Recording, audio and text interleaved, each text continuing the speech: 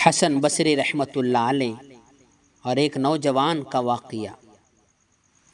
حسن بصری رحمۃ اللہ علیہ کے پاس ایک خاتون پردے میں پڑھنے کے لیے آیا کرتی تھی، ساتھ میں چھوٹا بچہ بھی ہوا کرتا تھا۔ اس بچے کے والد کا انتقال ہو گیا۔ بچہ جب جوانی کے شباب کو پہنچا، جوانی کی عمر کو پہنچا، تو بچہ باپ کی دولت کو شراب پینے میں اور جوا کھیلنے میں صرف کرنے لگا۔ شراب کا اتنا عادی بن گیا، ایک وقت ایسا آیا کہ وہ بچہ چارپائی پر پڑ گیا، بڑا کمزور ہو گیا۔ بچے نے ماں سے کہا، امی جان جاؤ حسن بصری کو بلا کر لاؤ، وہ بڑے اللہ والے ہیں، میں ان کے ہاتھ پر توبہ کرنا چاہتا ہوں اور میں یہ وصیت کرتا ہوں اگر میں مر جاؤں تو میری نماز جنازہ حسن بصری پڑھائے۔ ماں حسن بصری رحمۃ اللہ علیہ کے مکان پر پہنچی، دروازے کو دستک دی۔ دوپہر کا وقت تھا۔ حسن بصری رحمۃ اللہ علیہ آرام کرنے کے لیے بستر پر لیٹے ہوئے۔ جب اس خاتون نے دروازے کو دستک دی، حسن بصری رحمۃ اللہ علیہ جو آرام کر رہے تھے وہ بستر سے اٹھ کر دروازے پر پہنچے، دروازے کو کھولا، دیکھا، کہا، شاگردہ کیا بات ہے، کیوں پریشان ہیں؟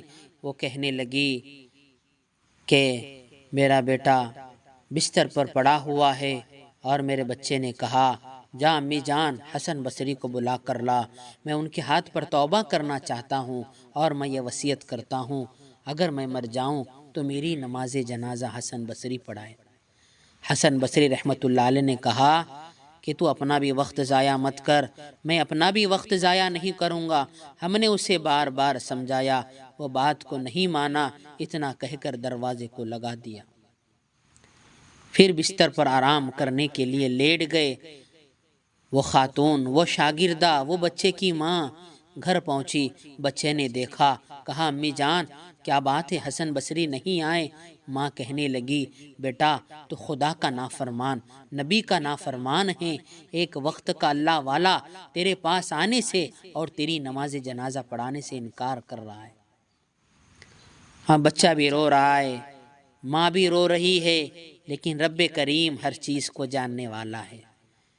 تھوڑی دیر گزرنے کے بعد بچے نے کہا، امی جان اگر میں مر جاؤں تو آپ مجھے اپنے دوپٹے سے گلے کو باندھ کر، یعنی اپنا دوپٹہ میرے گلے کو باندھ کر راستے سے گھسیٹ کر لے کر جانا، جہاں لوگ کوڑا کچرا پھینکتے ہیں وہاں لیا کر پھینک دینا۔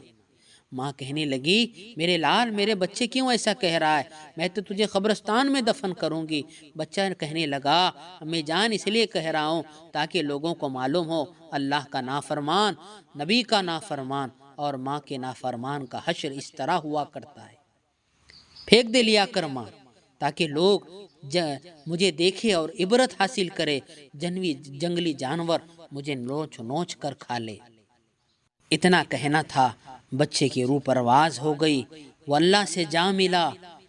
حسن بصری آرام کر رہے ہیں، خواب میں آواز آئی، الہام ہوا، اے حسن میرا تو کیسا ولی ہے، ایک ولی کی نماز جنازہ پڑھانے سے انکار کر رہا ہے۔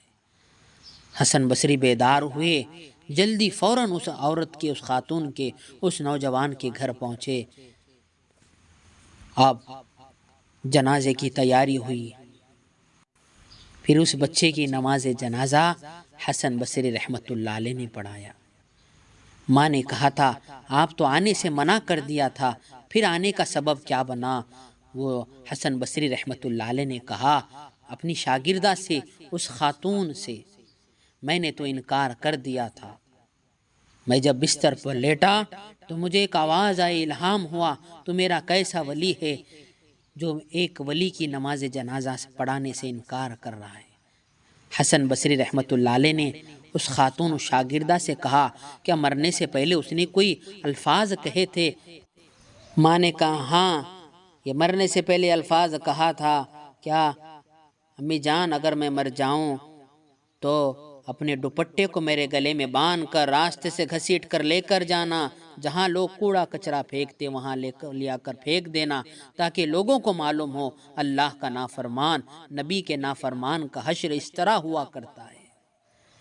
دیکھو میرے نوجوانوں، میرے عزیز ساتھیوں، اللہ سے سچی پکی توبہ کرے، آج اپنے گناہوں سے توبہ کرے، اللہ کی طرف رجوع ہو جائے، اس اللہ کی طرف جو رب کائنات، جو سارے کائنات کا رب ہے، جو رحیم ہے، جو کریم ہے، اس رب کی طرف رجوع ہو جاؤ۔ اللہ اپنی رحمت سے ہمارے گناہوں کو معاف کر دے گا۔ مایوس مت ہونا، ہم نے اتنے گناہ کیے، رب کریم سب گناہوں کو معاف